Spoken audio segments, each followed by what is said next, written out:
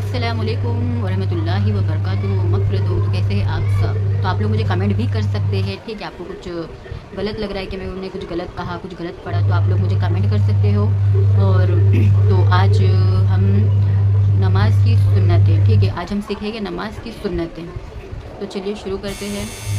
बिस्मिल्लाहिर्रहमानिर्रहीम। नमाज की सुन्नतें का बयान। नमाज की सुन्नतें का बयान फरमाइए। जवाब, नमाज की सुन्नतें ये है: तहरीमा के लिए हाथ उठाना और हाथों की उंगलियां अपने हाल पर छोड़ना, तकबीर के वक्त सर का झुकाना और हथेलियों और उंगलियों के पीठ का किबला रुख होना, तकबीर से पहले हाथ उठाना। इसी तरह तकबीर कुनूत व तकबीरते ईदें में कानों तक हाथ ले जाने के बाद तकबीर कहना। औरतों को सिर्फ कंधों तक हाथ उठाना। इमाम का अल्लाहु अकबर, समी अल्लाहु लिमन हमीदा और सलाम बुलंद आवाज़ से कहना। तकबीर के बाद हाथ लटकाए बगैर फ़ौरन बांध लेना।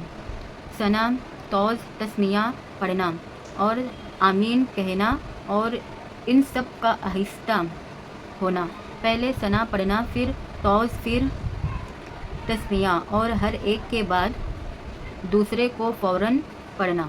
रुकू में 3 बार सुबहान रब्बियल अज़ीम कहना और घुटनों को हाथों से पकड़ना और उंगलियां खूब खुली रखना। ये मर्दों के लिए। औरतों को घुटनों पर हाथ रखना और उंगलियां कुशादा, मतलब खुला हुआ नहीं रखना है, खुली ना रखना औरतों को। हालत रुकू में टांगे सीधी होना। रुकू के लिए अल्लाहु अकबर कहना। रुकू में पीठ खूब बिछी रखना। रुकू से उठने पर हाथ लटका हुआ छोड़ देना। रुकू से उठने में इमाम समी अल्लाहु लिमन हमीदा कहना। मुक्तदी को रब्बना लकल हम्द कहना और मुनफरीद को दोनों कहना। सजदे के लिए और सजदे से उठने के लिए अल्लाहु अकबर कहना। सजदे में कम से कम 3 बार सुबहान रब्बियल आला कहना।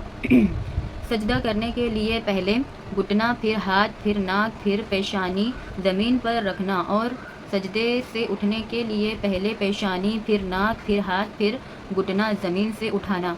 सजदे में वज़ू करवटों से और पीठ रानों से अलग होना और कुत्ते की तरह ज़मीन पर कलाइन ना बिछाना। औरतों का वज़ू करवटों से, पीठ रानों से, रान पिंडलियों से और पिंडलियाँ ज़मीन से मिला देना। दोनों सजदों के दरमियान तशहुद की तरह बैठना और हाथों को रानों पर रखना। सजदों में हाथों की उंगलियों का किबला रुख होना और मिली हुई होना और पाँव की दसों उंगलियों के पीठ ज़मीन पर लगाना। दूसरी रकात के लिए पंजों के बल घुटनों पर हाथ रख कर उठना। कदा में बाएं पाँव बिछाकर दोनों सूरीन इस पर रख कर बैठना। दाहिना कदम खड़ा रखना और दाहिने पैर की उंगलियों का किबला रुख करना। औरतों को दोनों पाँव दाहिनी तरफ निकाल कर बाएं सुरीन पर बैठना। दाहिना हाथ दाहिनी रान पर और बायां हाथ बाएं रान पर रखना और उंगलियों को अपनी हालत पर छोड़ना। शहादत पर इशारा करना। क़दाए आखिरा में तशहुद के बाद दुरूद शरीफ और दुआए मसूरा पढ़ना। दुर्रे मुख्तार, बहरे शरीयत। तो गाइस, ये अपना हो चुका है नमाज की सुन्नतें। इसके बाद जो बयान है, इसके बाद जो है قیرت کا بیان ہے، ٹھیک ہے. تو اس کے لیے دوسرا ویڈیو بنے گا. بائے بائے، اللہ حافظ، ملتے ہیں واپس. تو اس کے بعد قیرت کا بیان. سوال: اگر سورہ فاتحہ پڑھنے کے بعد سورت ملانا بھول جائے اور رکوع میں یاد آئے تو کیا کرے؟ جواب: ہوتا ہے نا، ہم فاتحہ پڑھ لیتے ہیں تو پھر سورت ملانا بھول جاتے ہیں، پھر بعد میں جا کے یاد آتا ہے، تو کیا کرنا چاہیے؟ جواب: اگر سورت ملانا بھول جائے پھر رکوع میں یاد آئے تو کھڑا ہو جائے اور سورت ملائے، پھر رکوع کرے اور آخر میں سجدہ سہو کرے.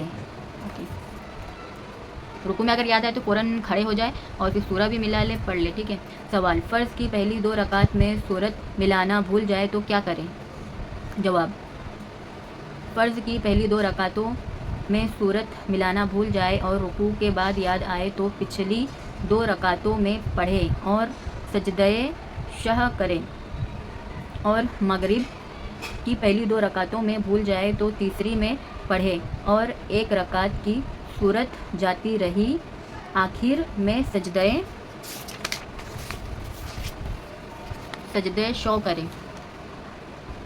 سوال: اگر فرض کی پہلی 2 رکعتوں میں سے کسی ایک میں سورت ملانا بھول جائے اور رکوع کے بعد یاد آئے تو کیا کرے؟ جواب: تیسری یا چوتھی میں سورہ فاتحہ کے ساتھ سورت ملائے اور سجدہ سہو کرے.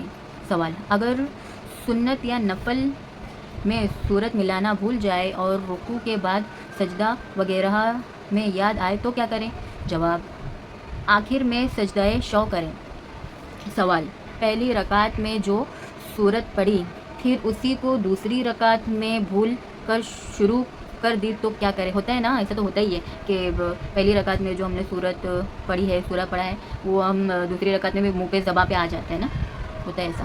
تو کیا کرنا چاہیے؟ پھر اسی سورت کو شروع. جواب: پھر اسی سورت کو شروع کر دی تو اسی کو پڑھے اور قصداً ایسا کرنا مکروہ تنزیہی. اور ہاں، اگر دوسری یاد نہ ہو تو حرج نہیں. اگر دوسری منہ پہ آ رہی نہیں ہے، یاد نہیں آ رہی ہے، تو اگر ہم نے پہلی والی واپس پڑھ لی تو مکروہ تو ہے، لیکن کوئی بات نہیں، پڑھ سکتے ہیں، کوئی حرج نہیں ہے. سوال: دوسری رکعت میں پہلی والی سے اوپر کی سورت پڑھی یعنی پہلی میں اور دوسری میں پڑھی تو کیا حکم ہے؟ جواب: دوسری رکعت میں پہلی والی سے اوپر کی سورت یا آیات پڑھنا مکروہ ہے، تحریمی اور گناہ ہے، اور اگر بھول کر ایسا ہو تو نہ گناہ ہے نہ سجدہ سہو. سمجھ میں آیا؟ واپس سے پڑھوں؟ ہاں، واپس پڑھ لیتے ہیں، ٹھیک ہے.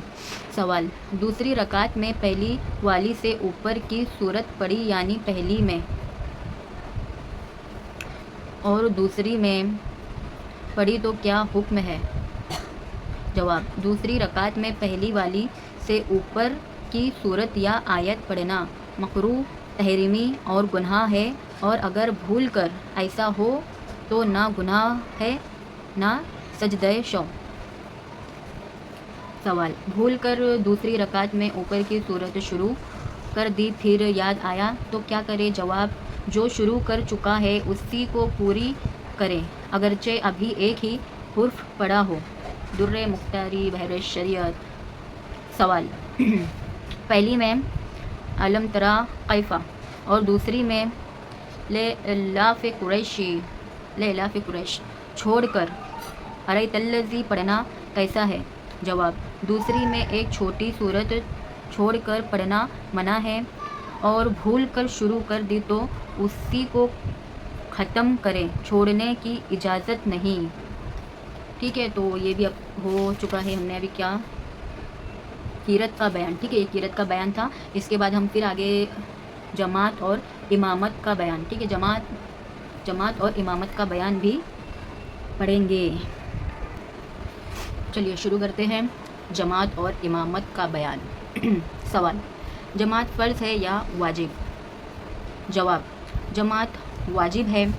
جماعت کے ساتھ ایک نماز پڑھنے سے 27 نمازوں کا ثواب ملتا ہے.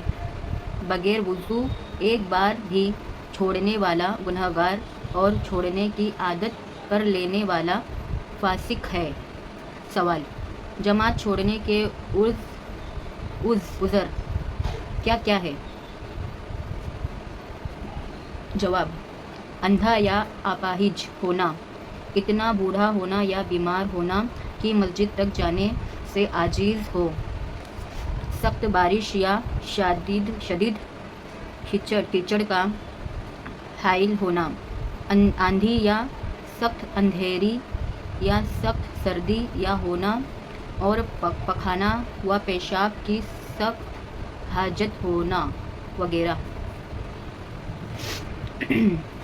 سوال، امامت کا سب سے زیادہ حقدار کون ہے؟ جواب، امامت کا سب سے زیادہ حقدار وہ شخص ہے جو نماز و طہارت کے احکام سب سے زیادہ جانتا ہو، پھر وہ شخص جو تجوید یعنی قرأت کا علم زیادہ رکھتا ہو۔ اگر کوئی شخص ان باتوں میں برابر ہو تو وہ شخص زیادہ حقدار ہے جو زیادہ متقی ہو۔ اگر اس میں بھی برابر ہو تو پھر زیادہ عمر والا، پھر جس کے اخلاق زیادہ اچھے ہو، پھر زیادہ تہجد گزار۔ غرض یہ کہ چند آدمی برابر ہو تو ان میں جو شرعی ترجیح رکھتا ہو وہی زیادہ حقدار ہے۔ سوال، کن لوگوں کو امام بنانا گناہ ہے؟ جواب، فاسق، مولین جیسے شرابی، جواری، زناکار، سود خور، چغل خور اور داڑھی منڈانے والا جو داڑھی نہیں رکھتے ہیں، شیو وغیرہ کرنے والا، داڑھی کاٹا کر ایک مٹھی سے کم رکھنے والا۔ کم سے کم داڑھی جو ہے نا ایک مٹھی رہنی چاہیے، ایک مٹھی سے کم رہا تو اس کا کوئی مطلب نہیں ہے۔ ایسے داڑھی پکڑے جینس لوگ تو ایک مٹھی داڑھی آنی چاہیے۔ ہاں، داڑھی کاٹ کر ایک مٹھی سے کم رکھنے والا، اور وہ بد مذہب کی جس کی بد مذہبی اڈے کفر کو نہ پہنچی ہو۔ ان لوگوں کو امام بنانا گناہ ہے اور ان کے پیچھے نماز مکروہ تحریمی واجب الادا ہے۔ تو اب ہم پہنچ چکے ہیں نماز فاسد کرنے والی چیزیں، ٹھیک ہے۔ اب ہم اس کے بارے میں جانیں گے۔ ہم پیج میں ہیں 61 اور انوار شریعت 61 پیج میں ہے۔ اب ہم جانیں گے نماز فاسد کرنے والی چیزیں، ٹھیک ہے۔ نماز فاسد کس چیزوں سے ہو جاتی ہے؟ سوال، کن چیزوں سے نماز فاسد ہو جاتی ہے؟ جواب، کلام کرنے سے، خواہ عمدن جان بوجھ کر ہو یا غلطی سے بھول کر اپنی خوشی سے بات کرے یا کسی کے مجبور کرنے پر، ہر صورت نماز جاتی رہے گی۔ زبان سے کسی کو سلام کرے جان کر یا بھول کر، نماز فاسد ہو جائے گی۔ اسی طرح زبان سے سلام کا جواب دینے بھی نماز کو فاسد کر دیتا ہے۔ کسی کی چیخ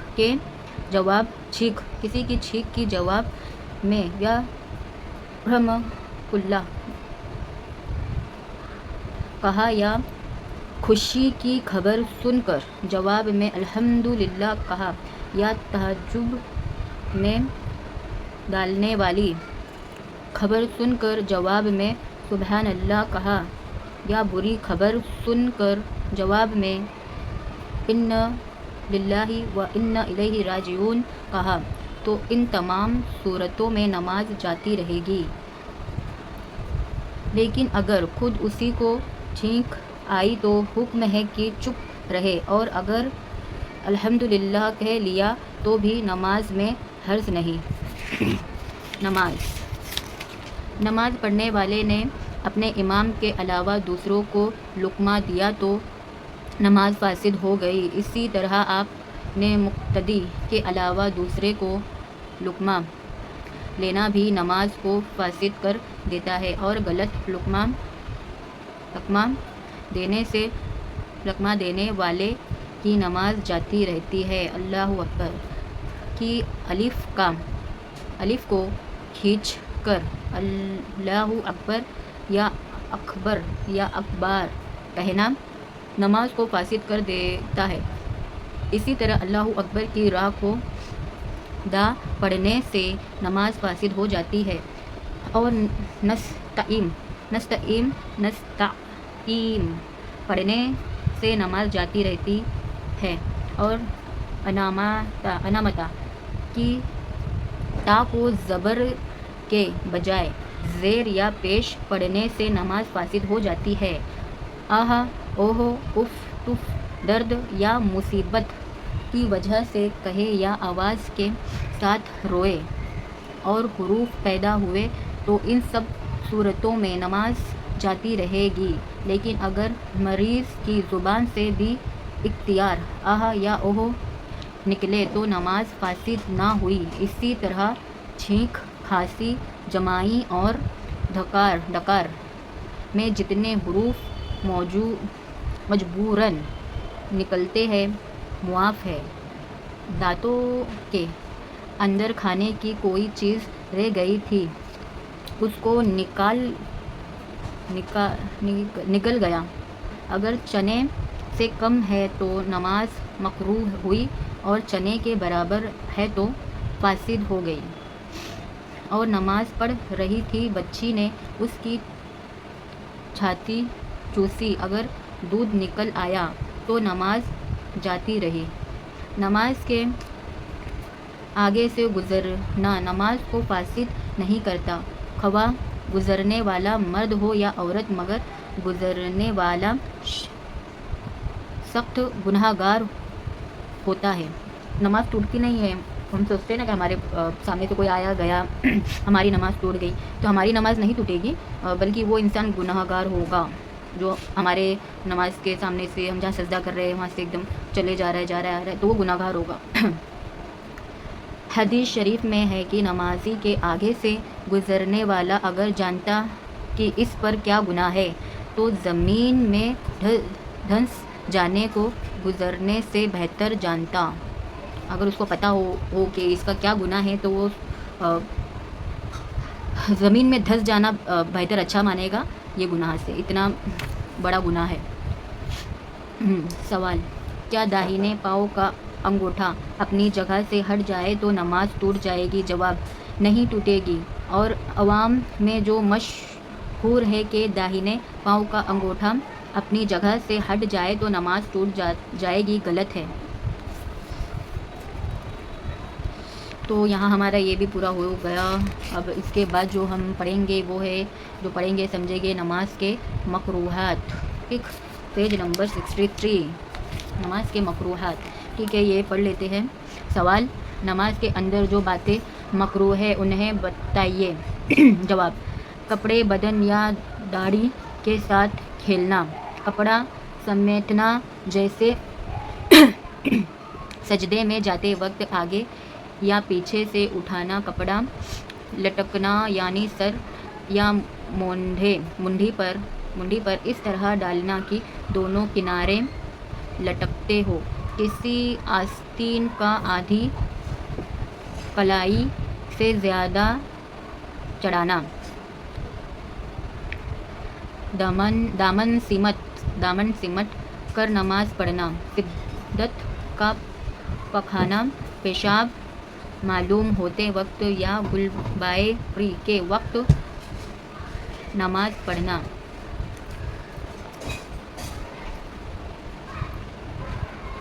मर्द का जूड़ा बांधे हुए नमाज पढ़ना, मर्द लोग भी बड़े बाल रखते हैं ना, तो जूड़ा बांध लेते हैं, चोटी बांध लेते हैं, उसके बारे में पढ़ना। उंगलियां चटकाते, उंगलियां फोड़ते हैं, नमाज में हिलाते डुलाते हैं। उंगलियां चटकाना, उंगलियों की कैंची बनाना, कैंची की तरह उंगलियां करते हैं, बच्चे करते हैं ज़्यादातर ये सब चीज़ें। बच्चे तो बच्चे होते हैं, बच्चे ही करते हैं ज़्यादातर। कमर पर हाथ रखना, इधर उधर मुंह फेर कर देखना, आसमान की तरफ निगाह उठाना, تشہد یا سجدوں کے درمیان کتے کی طرح بیٹھنا، مرد کا سجدے میں پلائیوں کا بچھانا، کسی شخص کے منہ کے سامنے نماز پڑھنا، کپڑے میں اس طرح لپٹ جانا کہ ہاتھ بھی باہر نہ ہو، پگڑی اس طرح باندھنا کہ بیچ سر پر نہ ہو، ناک اور منہ کو چھپانا، بے ضرورت کھا کر نکالنا، بالقصد جمائی لینا، اور خود آئے تو حرج نہیں، مطلب کوئی جان بوجھ کے بھی ایسے حامی جمائی لیتا ہے، خود سے آئے تو کوئی حرج نہیں ہے، لیکن جان بوجھ کے بھی کوئی جمائی لیتا ہے، جتنی نیند آ رہی ہے ہاں ہو گیا ایسا تو نہیں کرنا چاہیے، ٹھیک ہے۔ ہاں کہاں تھے ہم؟ بے ضرورت کھا کر نکالنا اور خود آئے تو کوئی حرج نہیں، ٹھیک ہے جمائی۔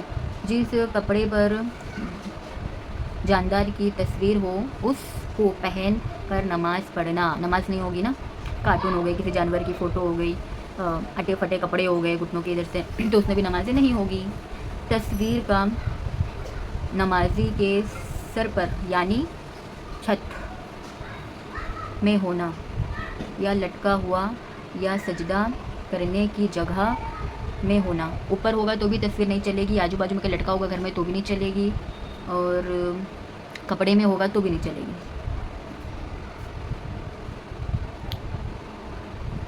نمازی کے آگے یا داہنے یا بائیں یا پیچھے تصویر کا ہونا، جبکہ لٹکی ہو یا نصب ہو یا دیوار وغیرہ میں منقوش ہو، الٹا قرآن مجید پڑھنا، کسی واجب کو ترک کرنا، قیام کے علاوہ کسی اور موقع پر قرآن پڑھنا، قرأت کو رکوع میں ختم کرنا، امام سے پہلے مقتدی کا رکوع یا سجود وغیرہ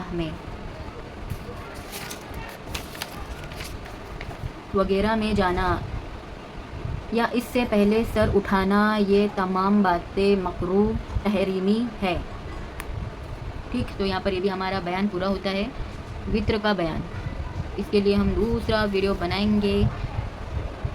چلیے ویڈیو اچھا لگا تو لائک کرنا، چینل پہ نیو تو سبسکرائب کرنا، پھر ملوں گی نیکسٹ ویڈیو میں، بائے بائے، اللہ حافظ، دعاؤں میں یاد رکھنا، ملتے ہیں واپس۔